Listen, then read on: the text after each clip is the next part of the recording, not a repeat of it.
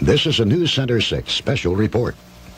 Good afternoon, everyone. I'm Kevin McGraw here to bring you more information as it becomes available regarding the blizzard that we in the two Virginias are in the midst of right now. There is very, very severe weather out there. We do recommend from all of the sources that we have, police and emergency personnel, to please stay inside. We have gotten a lot of calls regarding heat pumps. If you have a heat pump, there are a couple of things you need to do. We're being told by folks in the heating industry. Keep that heat pump swept off. If you do not do that, there is a possibility the motor will burn up and the heat pump will be rendered useless. You've been doing a little bit of checking up on a couple of things. What have you found out, Jessica? Okay, well, one thing people might be worried about is the winds.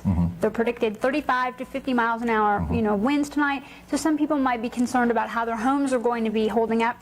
But the National Weather Service is saying that only the weakest structures will sustain any kind of wind damage. So, and they're not reporting any wind damage right now. We want to let you know also that we're going to have throughout the afternoon, there will be a series of crawls that will run at the bottom of your television screen. Those will be coming up in a very few minutes. So please keep posted for that. Stay tuned for that, because that will have information regarding closings, and not closing so much as shelters.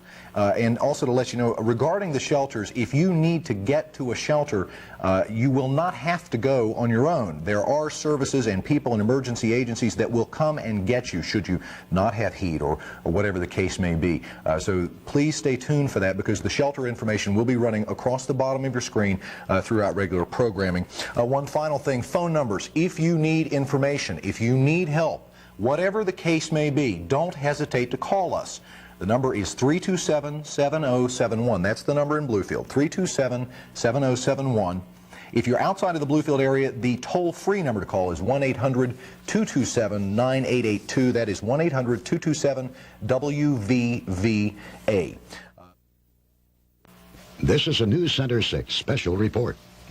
Good afternoon, everyone. I'm Glenn Willie, trying to keep you abreast on what's going on, the latest with the storm situation. For the first time in a while, we've got some good news. Not real good news, but certainly some good news. I'm talking to the folks out at the Bluefield Flight Service at the Mercer County Airport. They're telling me that the barometer is beginning to rise very slightly, which is an encouraging sign, because it looks as if the area of low pressure that's creating the storm, you see it to the south of us. This is an earlier satellite picture. It's since moved way up to the north, and it's centered right around the Virginia-North Carolina border.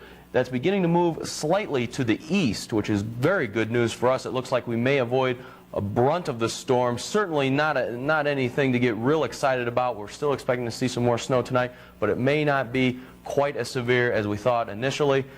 Teresa, you've just gotten off the phone talking about road conditions. I understand Governor Caperton has made an announcement declaring all roads in West Virginia closed. Is that correct? All major roads. I can only assume that would be 460, 64, and 77. Once again, all those major roads have been declared closed. In addition, Governor Caperton is ordering or encouraging everyone to stay at home if at all possible. In addition, he has also announced that all National Guard armories have been declared areas of shelter. So if you need a place to stay, try and get in touch with a National Guard armory. Once again, roads outside are treacherous, and Governor Gaston Caperton has just announced that all major roads in West Virginia have been closed down. This is a News Center 6 special report. Good afternoon, everyone. I'm Kevin McGraw, continuing to bring you information regarding the snow problems we're having in our area. The winter storm continues to pound the two Virginias, and we do want to pass along to you that unless you absolutely have to get outside, everyone, including the governor of West Virginia, is recommending and urging folks to please stay at home. A water emergency exists in Princeton right now, and this is very important. Apparently, the folks there have lost pumping capacity at the treatment plant.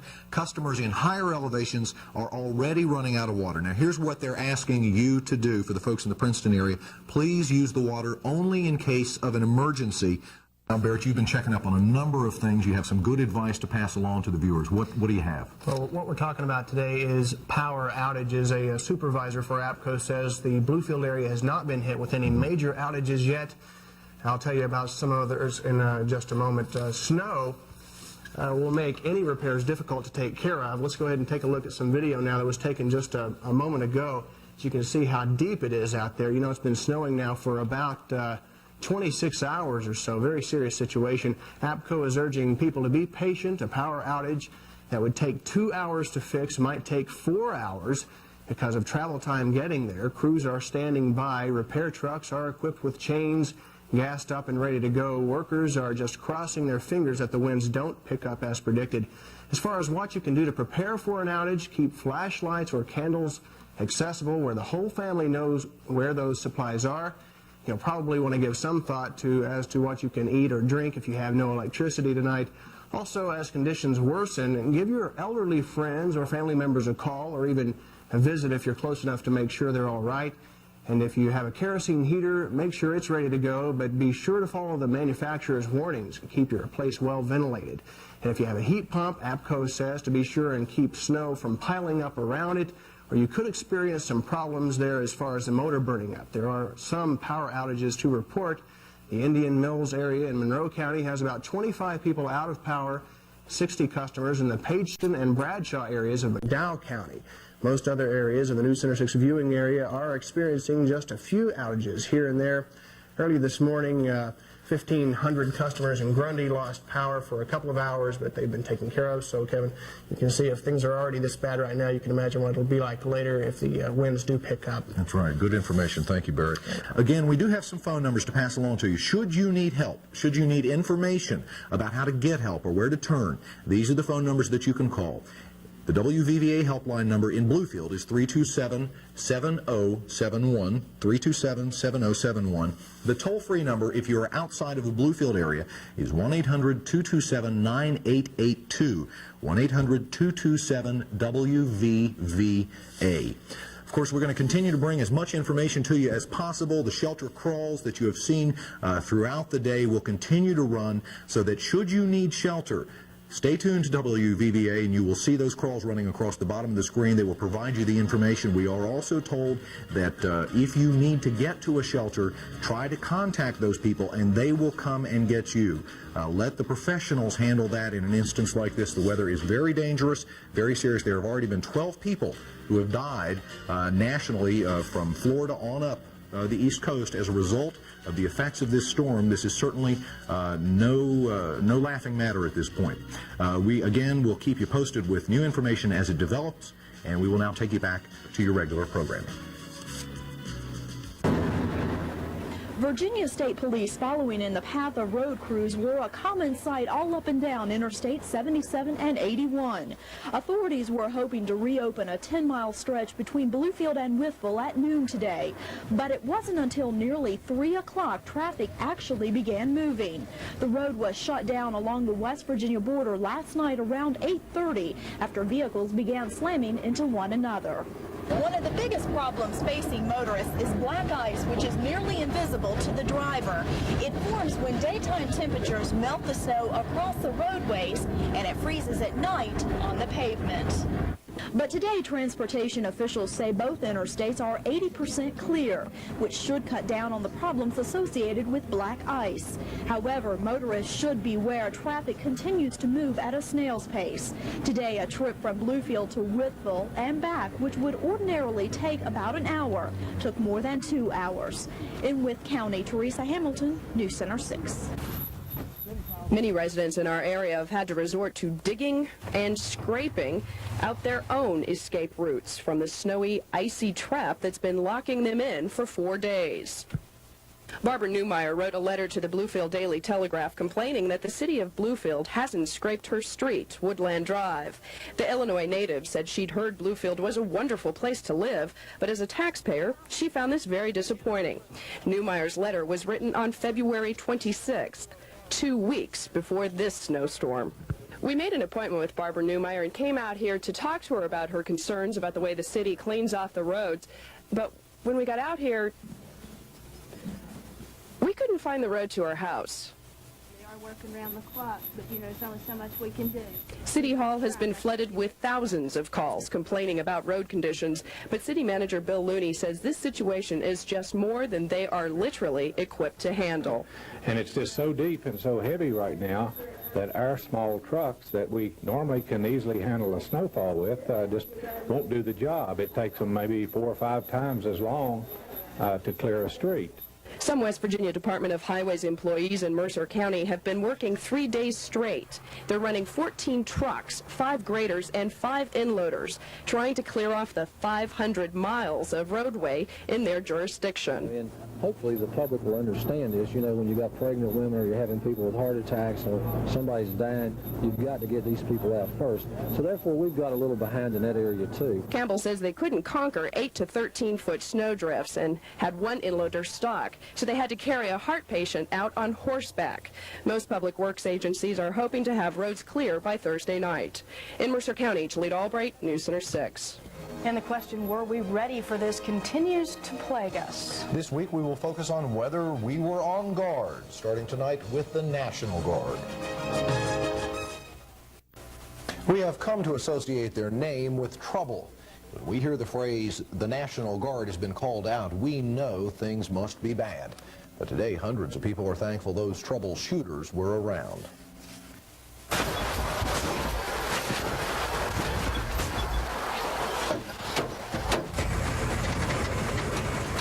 Weekend warriors.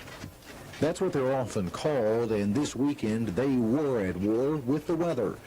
The National Guard was activated Friday when the snow hit the fan. It's our job. The calls came from every corner. The National Guard, with their Humvees, were one of the few groups that could get to people. Throughout the storm, the National Guard has responded to countless calls just like this one. People whose flues are covered with snow. People who have no heat. But even the National Guard, with all their military machinery, could not respond to every call, to every cry for help. Even the National Guard, who is the last resort in a crisis, even they were overwhelmed by the sheer power of this storm. Is even the National Guard ready for something of this magnitude? This was a complete surprise to everybody, but we reacted well. We had 12 to 15 people authorized to work starting Friday, the day it hit, and we've been carrying on ever since and getting better at what we're doing. There were so many in need, so many who were caught in the middle of the mire. The Guard didn't stop, but now they're supposed to pull out of the area within the next day or so.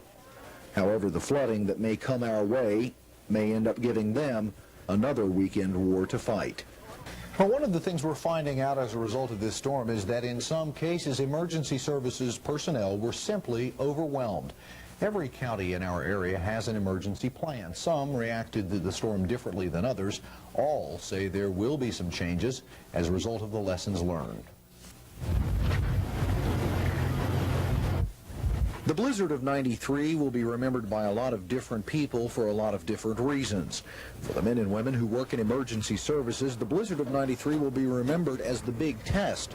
The test of whether years of emergency preparations paid off or whether they fell short. In Mercer County, Emergency Services Coordinator Barbara Hawkins says the lesson learned was one of priorities. So we put our plan in action. We didn't have enough money. We didn't have enough men to work the jobs, and we didn't have enough equipment. But somewhere along the way, you have to make a decision about where you want to spend your money, and if you're going to spend it for those type of things that you only need once every 100 years. Even if the blizzard wasn't the storm of the century, it did show how vulnerable our area can be to severe weather. Even the best laid plans sometimes don't work without the money to pay for them. In Raleigh County, the problem was shelters. Not too few, too many. Emergency Services Coordinator Jim Bowden says in the future, the Raleigh County Armory will be shelter central. That if we had one local where we could put, instead of having 70 located at Beaver, or 50 located at Gent, whatever, that if we could got them into one central location, it would have been easier to feed and to be accountable for those people. In Tazewell County, a different approach. No shelters were set up. Civil Defense Director Vern Bechtel explains why. I think that if we would have opened a shelter during the height of the storm and people get out on the highways, got in the drifts and down to zero weather, we probably would have had some people in very dire condition, possibly dead. Both Bechtel and Social Service Director Harold French, who is also part of the county's emergency preparedness team, say the county fared well. French says that transportation and communications were the big problems. The communication system needs some work on it. For instance, I allowed the sheriff to use 2 of our vehicles, and we're in this happened to be in the process of changing some frequencies on the cars. That through the sheriff, he had a 4-wheel drive vehicle, but he couldn't communicate with the sheriff's department.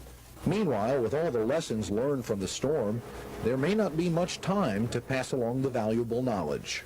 Right now we are preparing for a flood, and we will have the cafeterias in the schools ready to take care of that. So we learned that lesson. And still to come, we'll meet more heroes of the storm. Tonight, business owners who put profits aside for the sake of others.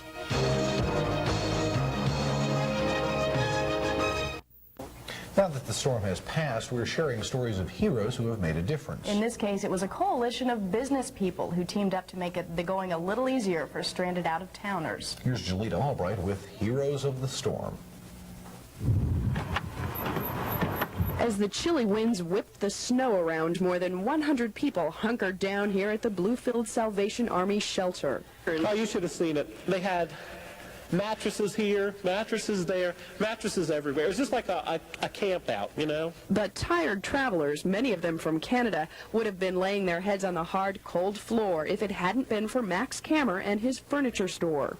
2 groups of tables and 3 dinette seats. The 73-year-old businessman spent 2 hours at his warehouse in the middle of the blizzard, gathering 20 mattresses to donate to the Salvation Army. You have a warm feeling inside that you can contribute back. Remember, we've been here over 60 years in Bluefield, and it's an opportunity that we can pay something back to the community. And that pays you more than the sale price on those mattresses would have been? Absolutely.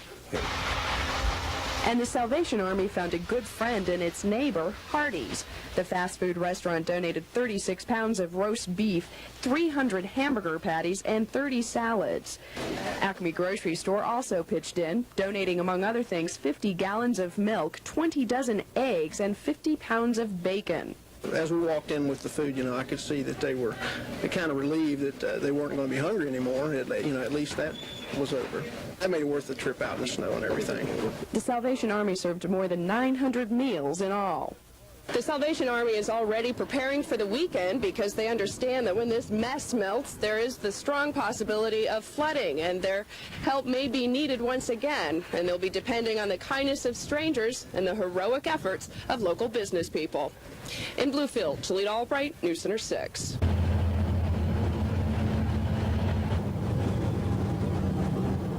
Three and a half feet of water flowing across this section of Route 19 near Spanishburg was almost too high for the National Guard to pass through.